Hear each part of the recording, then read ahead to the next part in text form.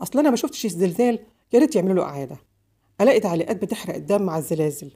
الناس اللي ما عندهاش دم تحس ببعض، تحس باللي يجرى في تركيا وفي سوريا وفي كل الدول اللي بتعرض للمهانه دي.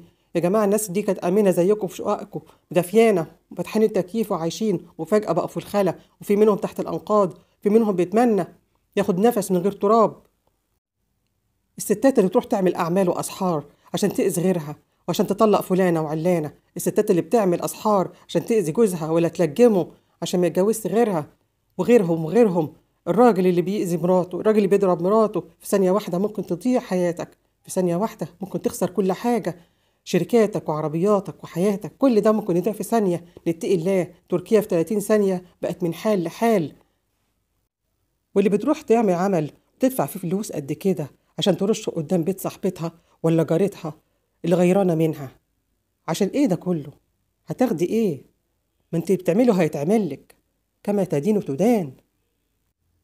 والموظفين اللي قاعدين على الكراسي وبيطلبوا طلبات ممكن ما يطلبوهاش يمشي الامور، بس هو عايز يمشي اللي قدامه عشان الباشا عايز يشرب كوبايه شاي ولا يرغي شويه مع زميله. ممكن يكون راجل كبير ولا ست كبيره يدوخها يطلب منها طلب، والورق ده ممكن يكون قدامه على المكتب، بس هو باشا، الدنيا فاكرها ان هي دايماله والكرسي بقيله. اللي قاعد مطمن ومستقر وعارف ان هو في الامان، لا ما حدش بقى في الامان، كل الناس معرضه للخطر، وانت كمان في الشارع معرض للخطر. الناس اللي فاتحه درجها على طول، الناس اللي فاتحه ايديها وتاخد حق الناس، الناس اللي مش عايزه تتوب. فوقوا بقى، فوقوا بقى، الموت بيجي في ثانيه من غير زلازل، الموت بيجي بنفس بيدخل ما يطلعش.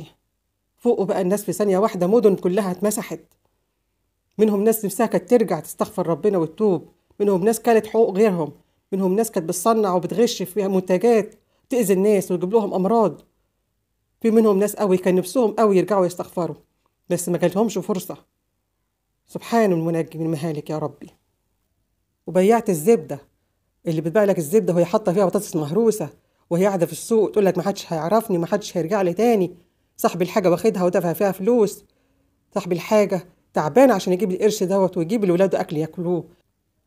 والبياع اللي لما يبيع لك حاجة بيديك كيس غير الكيس، بيبدل الكيس وانت ما انتش واخد بالك، وتروح تلاقي حاجات بايظة وحاجات ما تشتريهاش أصلا وهو بيعها لك بفلوس قد كده، اللي طبعا في حق غيره.